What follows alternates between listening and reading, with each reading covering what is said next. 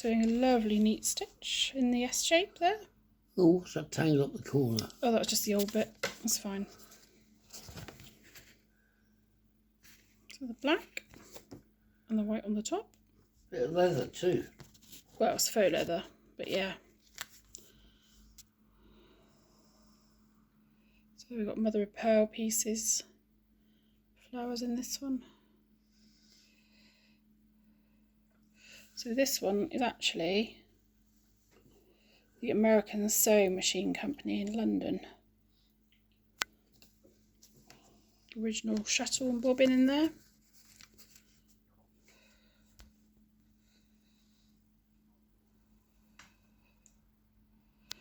Unusual tension release assembly, but it works really well. Really simple, but really well.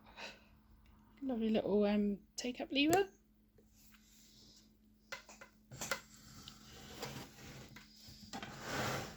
And nice and easy, smooth hand crank motion.